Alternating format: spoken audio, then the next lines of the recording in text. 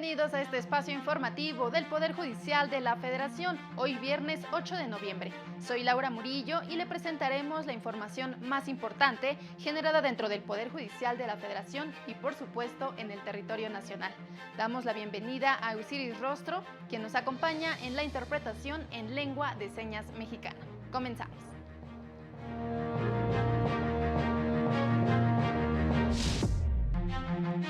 La Corte revisará la constitucionalidad de disposición de la Ley de Disciplina Financiera. La segunda sala determinó que las prestaciones otorgadas por el patrón de habitación y alimentos deben ser en especie para su acreditación. Se registran ante el Comité del Poder Judicial los primeros 5 aspirantes para participar en la elección de personas juzgadoras de 2025. Autoridades no pueden negar a mujeres en reclusión convivir con sus hijos. En la próxima semana, la Suprema Corte analizará una acción en la que se pide invalidar un artículo de la Ley de Disciplina Financiera. De la lista de asuntos que resolvería el Pleno de la Corte la próxima semana destacan una acción de inconstitucionalidad promovida por diversas senadoras y senadores de la 64ª legislatura contra el artículo 22, párrafo segundo de la Ley de Disciplina Financiera de las entidades federativas y los municipios. El Pleno determinaría si el Congreso de la Unión carecía de competencia para emitir la norma impugnada y si es acorde con el mandato constitucional de contratar deuda bajo las mejores condiciones del mercado, la prohibición a los entes públicos para destinar más del 0.15% del monto del financiamiento para sufragar los gastos y costos relacionados con la contratación. Para el canal del Poder Judicial de la Federación, Mario López Peña.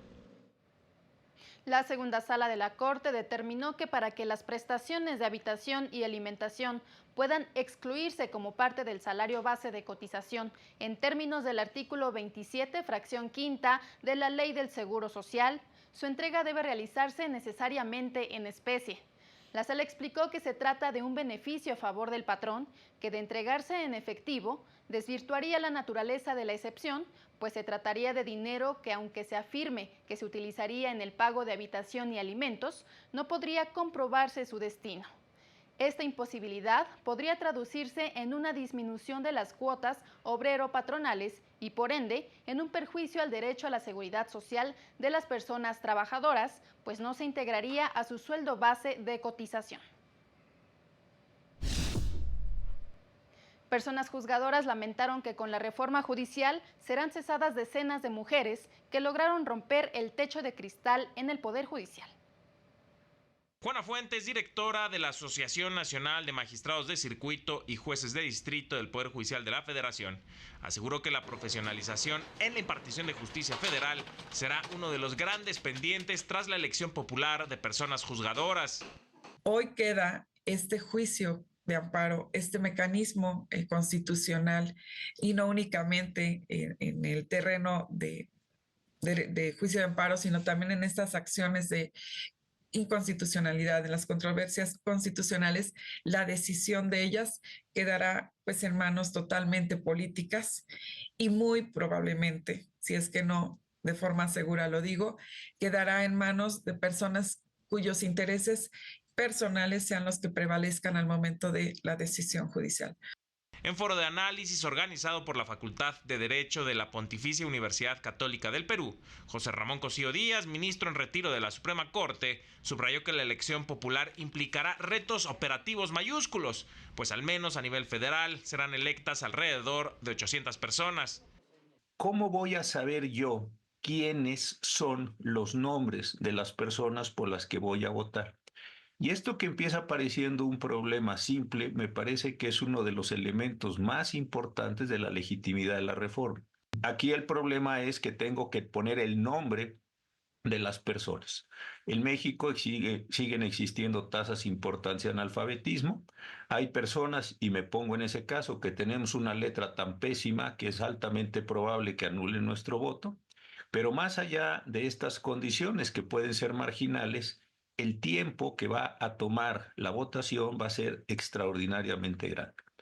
Lilia Mónica López Benítez, consejera de la Judicatura Federal, Lamentó que un gran número de mujeres impartidoras de justicia que lograron romper el techo de cristal quedaran fuera de sus cargos tras el proceso sometido a tómbola. Están condenadas, unas en 2025, otras en 2027, a dejar sus cargos y a ir nuevamente buscando otro tipo de vida. Para el canal del Poder Judicial de la Federación, Mario López Peña. El Comité de Evaluación del Poder Judicial hizo públicos los primeros 5 registros de personas que buscan una candidatura en la elección extraordinaria de juzgadores del próximo año. A 3 días de la publicación de la convocatoria, se registraron los primeros 5 aspirantes ante el Comité de Evaluación del Poder Judicial de la Federación para participar en la elección de personas juzgadoras del próximo año. El magistrado de circuito Jaime Alier Campuzano se registró para ocupar el cargo de ministro de la Suprema Corte de Justicia de la Nación. Candelario Magaña Hernández, José Alberto Solís López e Ingrid Jordana Arteaga Hullis lo hicieron para buscar la titularidad de un juzgado de distrito, mientras que Mario Antonio Medina González se registró como aspirante para ocupar el cargo de magistrado de circuito en materia administrativa. En la página de la Suprema Corte de Justicia de la Nación se encuentra alojado el micrositio en el que pueden inscribirse las personas interesadas en el proceso extraordinario de elección de personas juzgadoras. Para participar en esta elección como aspirante propuesto por el Poder Legislativo Federal, los interesados pueden registrarse en el micrositio convocatoriapublica.senado.gov.mx. Ahí se puede realizar el trámite por internet, así como el proceso de validación que llevará a cabo el Comité de Evaluación del Poder Legislativo. El Comité de Evaluación del Poder Ejecutivo Federal abrió el micrositio registroeleccionjudicial.adyt.gov.mx para quienes deseen participar en la elección de personas juzgadoras con el respaldo de ese poder. El pasado 5 de noviembre comenzó el plazo para la inscripción de los aspirantes y concluirá el próximo 24 de noviembre. Hasta el momento, el Poder Judicial de la Federación es el único que ha hecho público el número de aspirantes registrados en su convocatoria. Para el canal del Poder Judicial de la Federación, Juan Carlos González. La vocera de los trabajadores del Poder Judicial señaló que aún hay medios por desahogar que cuestionan la reforma judicial. El ánimo de las personas que confiaron en una resolución favorable en la Suprema Corte en torno a la reforma en materia judicial ha mermado. Sin embargo, la lucha sigue, aseguró Patricia Aguayo. Que en mi opinión muy personal, daba una salida estratégica y política para que se pudiera resolver este terrible dilema sobre las modificaciones de fondo al Poder Judicial de la Federación. Sin embargo, no hubo posibilidad de un arreglo político, porque justamente la presidenta dijo en una de sus mañaneras, con este estilo que ha adoptado, que ella no iba a pactar ni arreglar nada, absolutamente nada, con el Poder Judicial de la Federación. En el marco del Foro América Libre señaló que aún hay recursos por resolver. Y son medios de defensa que aún resta por resolver y estaremos muy al pendiente. Ya tenemos en este momento un ejemplo de lo que está ocurriendo en el INE, en donde están acatando ya una suspensión decretada por un juzgador federal. Es una buena señal hasta este momento. Afirmó que apoyarán las acciones llevadas a cabo ante instancias internacionales por jueces y magistrados, al mismo tiempo que seguirán de cerca los cambios que se están haciendo a la ley orgánica.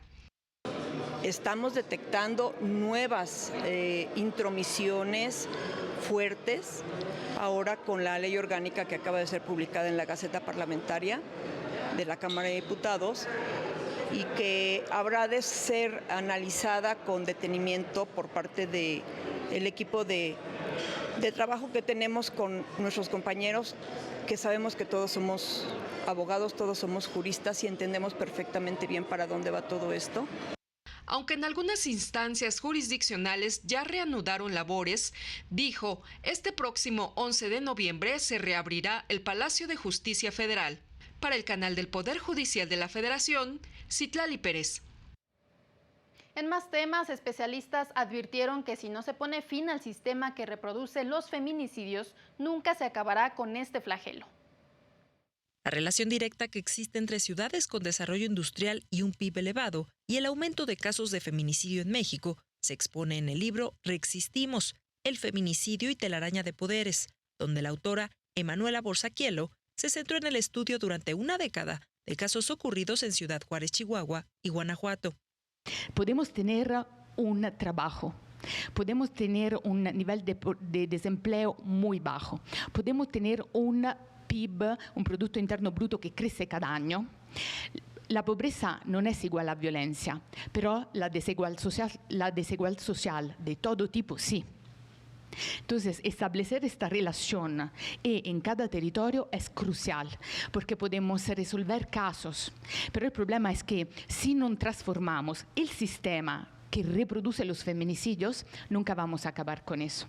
La obra fue presentada durante el Encuentro de Defensoras Públicas Federales en representación extraordinaria de víctimas de feminicidio, donde se destacó que desde 2011 se solicitó por primera vez la activación de la alerta por violencia de género en el estado de Guanajuato, y fue hasta septiembre de este 2024 que se otorgó dicho reconocimiento solo para 17 municipios. Lamentaron que la mayor dificultad para la atención a dichos casos es que desde la Fiscalía Estatal se ha invisibilizado el feminicidio.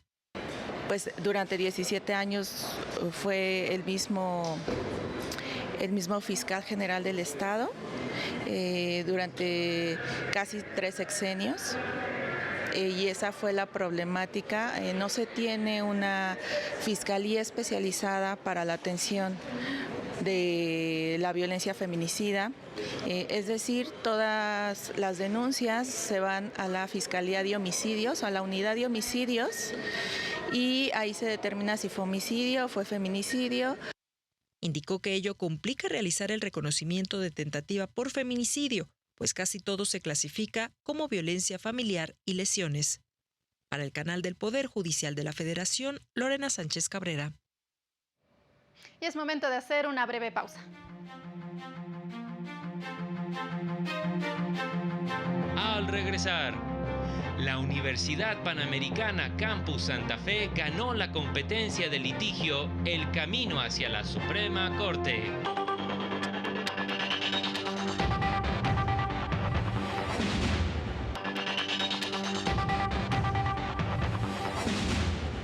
Continuamos con la información. Este viernes se llevó a cabo la final de la competencia de litigio constitucional en derechos humanos, El Camino hacia la Corte. La Universidad Panamericana Campus Santa Fe fue la ganadora de la competencia de litigio constitucional de derechos humanos, El Camino hacia la Suprema Corte 2024, en la que participaron 40 universidades. Su equipo representó a la autoridad responsable en el caso hipotético que se desahogó en audiencia en la Suprema Corte. Sonia Venegas Álvarez, directora de la Facultad de Derecho de la UNAM, participó como ministra presidenta en la sesión. Otorga el presente reconocimiento a la Universidad Panamericana por haber obtenido el primer lugar en la 4ª edición de la competencia universitaria hacia el camino hacia la Suprema Corte.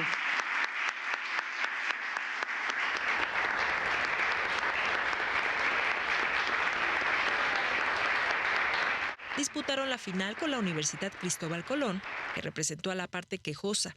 El caso resuelto versaba sobre la protección de personas defensoras de derechos humanos y derechos de la diversidad sexual. En la 4ª edición de esta competencia, se reconoció la valiosa intervención de las juventudes que se dedicarán a la impartición de justicia.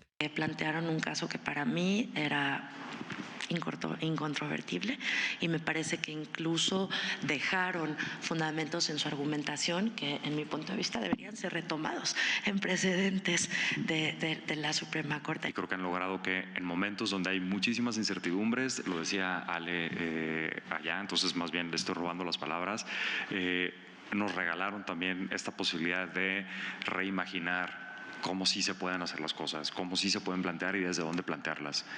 Junto a ellos, asumiendo el papel de ministras y ministros, participó Ricardo Cancela Neves, oficial de Derechos Humanos del Alto Comisionado de la ONU. Para el canal del Poder Judicial de la Federación, Lorena Sánchez Cabrera. Y mujeres que estuvieron privadas de la libertad narraron la grave situación que enfrentan las mujeres en esa situación que tienen hijos. Valentina Castro y Gaby Cruz son mujeres que mientras estuvieron en reclusión vivieron los retos que implica ejercer la maternidad privadas de la libertad. Que es la crianza dentro de prisión, ¿no?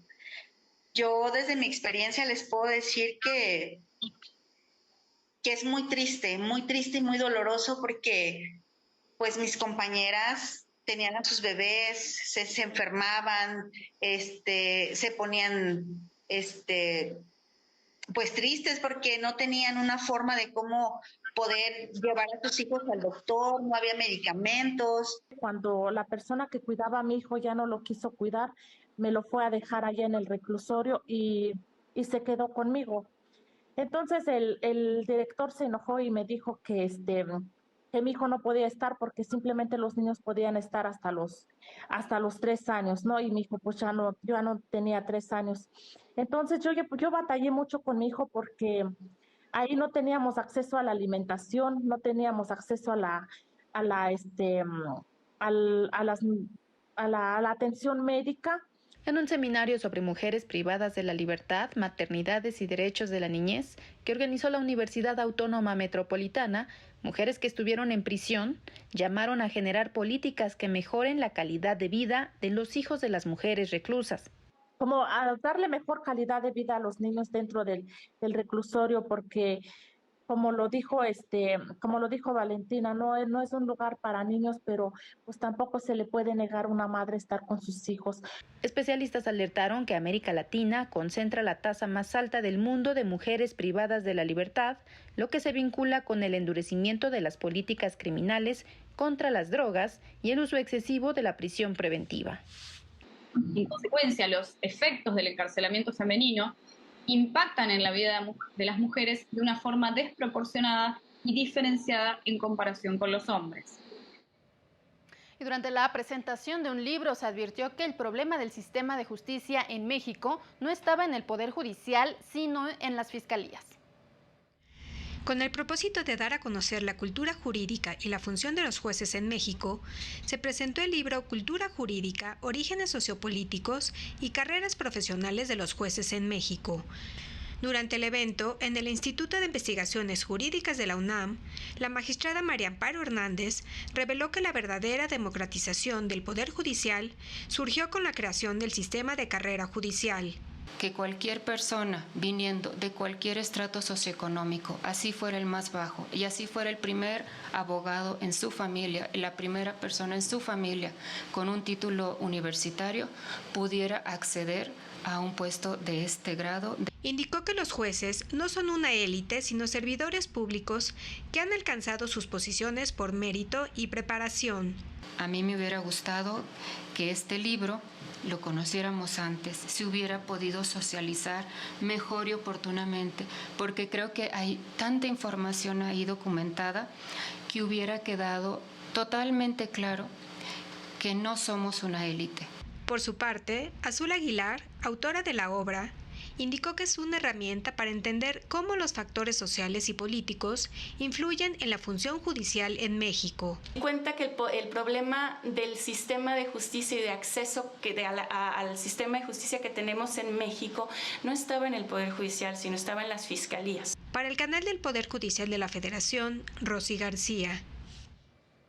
Y el gobierno destina 1 de cada 5 pesos del gasto programable al pago de pensiones de las y los trabajadores jubilados, lo que según especialistas muestra que el gasto público en México no es equitativo. Durante los primeros 9 meses del año, el gasto en pensiones y jubilaciones incrementó 5.1% respecto al igual periodo de 2023. Lo que representa el 22% de los 4.834.000 millones de pesos de gasto programable ejercido, lo que no se compara con lo destinado a otros sectores de la población como las primeras infancias. En comisiones, el INE revisó y aprobó los planes de trabajo rumbo a la implementación de los trámites en línea para obtener la credencial de elector. Las y los consejeros electorales señalaron que esta renovación tecnológica se desarrollará durante el próximo año, con el objetivo de facilitar a la ciudadanía distintos trámites y modificaciones a los datos en su credencial. Representantes de partidos políticos pidieron aplazar el proceso de digitalización ante la enorme carga de trabajo que tendrán con motivo de la elección de personas juzgadoras.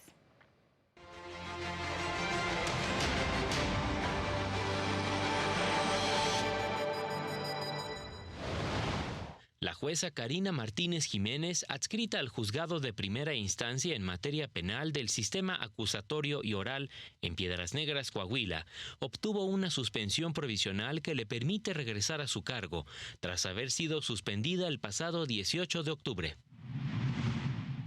El Juzgado Primero de Distrito en Jalapa, Veracruz, admitió a trámite un amparo interpuesto contra la reforma judicial. Los quejosos consideran que se violaron diversos artículos constitucionales con la elección de jueces y magistrados. El Congreso de Michoacán aprobó una reforma para transformar el Tribunal de Justicia Administrativa en el Tribunal en materia anticorrupción y administrativa, con el objetivo de combatir la corrupción y la impunidad en el Estado. El gobierno de Canadá designó a Cameron McKay como embajador en México, en sustitución de Graeme C. Clark, quien concluye su encargo. El nuevo embajador se ha desempeñado en diversos cargos relacionados con la política exterior y el comercio en Canadá. Para el canal del Poder Judicial de la Federación, Jesús Daza.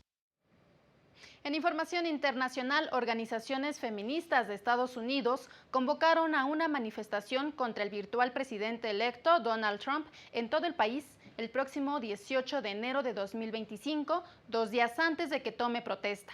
Se estiman al menos 50,000 asistentes tan solo en Washington, D.C. Las organizaciones señalaron la necesidad de organizarse contra lo que consideraron un patriarcado racista sostenido por sistemas antidemocráticos y agentes de poder de derecha. Por otra parte, la jueza que supervisa el caso de interferencia electoral federal de Donald Trump aceptó la solicitud del fiscal especial Jack Smith para pausar el proceso.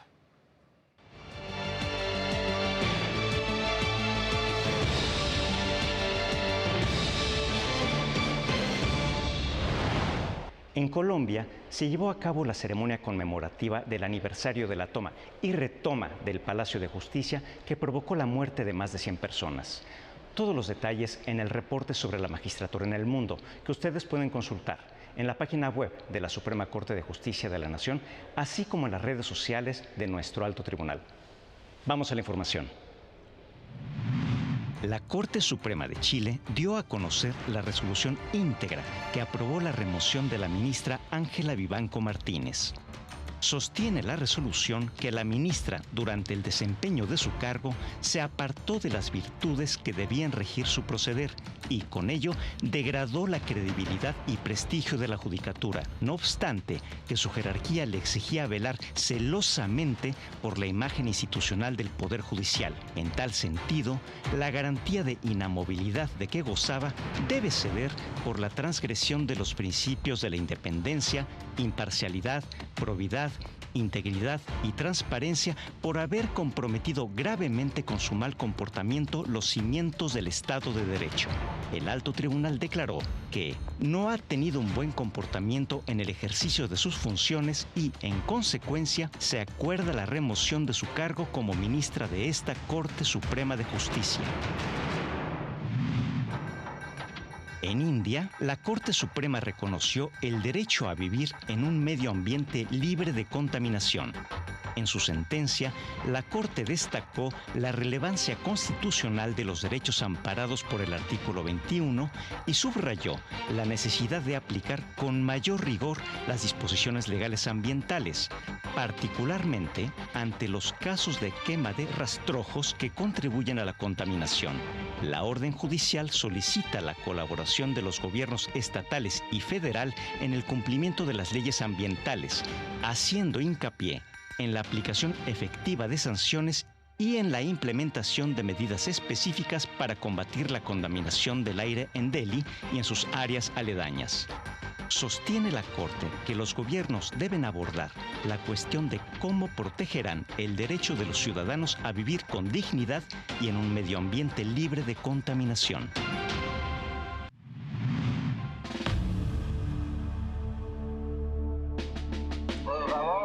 nos ayude y que cese el fuego. La situación es dramática. Y el presidente de la República dé finalmente la orden de que cese el fuego. El presidente de la República no le ha pasado el teléfono al presidente de la Corte y se va a morir. Finalmente, en Colombia, la Corte Suprema de Justicia, el Consejo de Estado, la Corte Constitucional, el Consejo Superior de la Judicatura y la Comisión Nacional de Disciplina Judicial conmemoraron el 39 aniversario de los hechos trágicos en el Palacio de Justicia ocurridos entre el 6 y el 7 de noviembre de 1985. El holocausto del Palacio de Justicia dejó más de 100 personas muertas, entre ellos 11 magistrados de la Corte Suprema, incluido su presidente Alfonso Reyes Echandía, y Fanny González Franco, que fue la primera mujer magistrada de la Corte. El evento conmemorativo busca honrar la memoria de las víctimas y reafirmar el compromiso de la justicia con la dignidad y la verdad. Para el canal del Poder Judicial de la Federación, Alejandro Anaya Huertas. Le informamos que se espera una derrama económica de 165,000 millones de pesos durante el Buen Fin 2024, que se llevará a cabo del 15 al 18 de noviembre, con ofertas y promociones en diversos comercios de todo el país, aseguró el presidente nacional de Concanaco Servitur, Octavio de la Torre. En conferencia señaló que trabajará en conjunto con la Profeco para evitar que los consumidores caigan en fraudes y ofertas engañosas. En cada comunidad estaremos trabajando junto con Profeco, el sector público, en comunicación constante y para evitar, como decimos comúnmente, chanchullos. Ahí vamos a estar presentes, tanto la Profeco como nuestros líderes empresariales, para estar atento a las demandas y quejas de la población tenga sobre anomalías, mal servicio, promociones falsas. Ahora le tenemos algunas recomendaciones culturales de fin de semana para disfrutar aquí en la capital del país.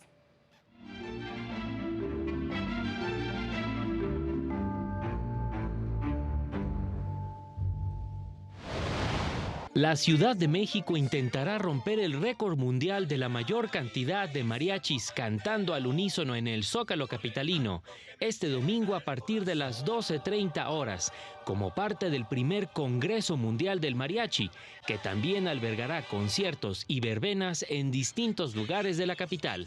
Entrada libre.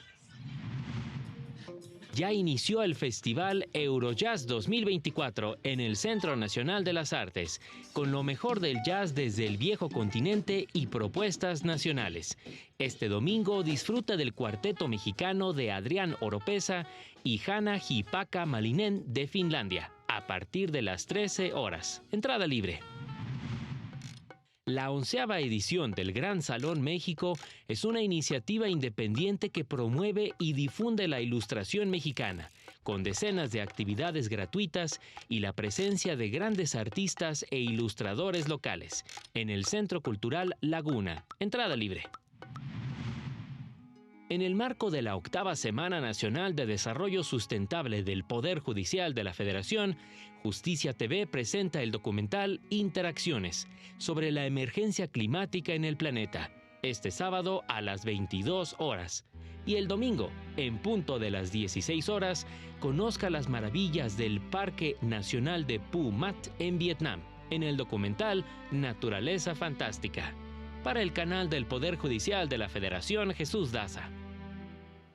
Así llegamos al final de este espacio de noticias. Soy Laura Murillo y a nombre de todo el equipo que hace posible este espacio informativo, agradezco su preferencia.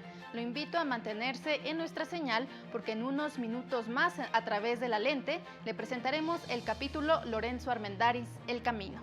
Gracias por su atención. Hasta pronto.